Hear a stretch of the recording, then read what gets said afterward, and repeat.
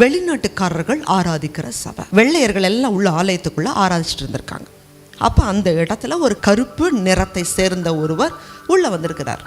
அப்போ அவரை சொன்னாங்களாம், இது எங்கள் நிறத்தவர்கள் ஆராதிக்கிற சபை, அதனால் நீ உள்ளே இருக்கக்கூடாது, அதனால் தயவுசெய்து வெளியில் போயின்னு சொல்லி அவரை அடித்து துரத்திட்டாங்க. அவர் அந்த இடத்துல வேற எங்கேயும் சபைகள் இல்லை. அதனால் கண்ணீரோட வேதனையோட அந்த ஆலயத்துக்கு வெளியில் நின்று ஆண்டவரை ஆராதிச்சாராம். ஆராதிக்கும் போது பக்கத்தில் இன்னொருத்தர் நின்று ஆராதிச்சுட்டு இருந்தாராம். அப்போ அவர் சொன்னாராம், இந்த கருப்பு நிறத்தை சேர்ந்தவர் சொன்னாராம், ஏயா என்ன தானே அனுப்பிச்சிட்டாங்க, நீங்கள் கொஞ்சம் அவங்க நிறத்தை போல தானே இருக்கீங்க, நீங்கள் ஏன் வெளியில் ஆராதிக்கிறீங்க?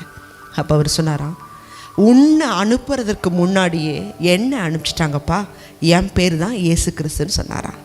தேவஜனமே, காண்கிற சகோதரனை நேசிக்காதவன் காணாத பிதாவின் இடத்தில் எப்படி அன்பு கூறுவான்? இன்னைக்கு கிறிஸ்தவ குடும்பத்தில் இன்னைக்கு எத்தனை குடும்பத்தினர் உறவினர்களை நேசிக்கிறாங்க?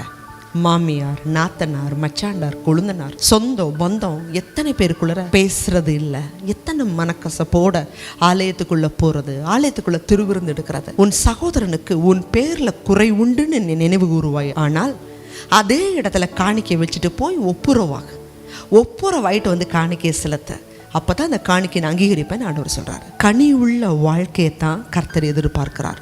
அப்படி கனி கொடுக்கிற ஆத்துமா மேலதான் தேவன் பிரியமாய் இருப்பார். அத்தி மரத்தை தேடி பசியோட இயேசு கிறிஸ்து போனாரு. அந்த அத்தி மரத்துல இலைகளை தவிர கனிகள் ஒன்றையும் காணோம். அந்த அத்தி மரம் சபிக்கப்பட்டுச்சு. தேவஜனமே, அந்த அத்தி மரத்தை விட உங்ககிட்டையும் என்கிட்டையும் கனிகளை தேவன் அதிகமா எதிர்பார்க்கிறார். ஆவிக்குரிய கனிகள் மூலமாக ஆண்டவருக்கு ஆத்துமாக்களை ஆதாயம் செய்து ஆண்டவருக்கு கொடுங்க. நிச்சயமாகவே நம்ம மேலே பிரியமாக இருப்பார்.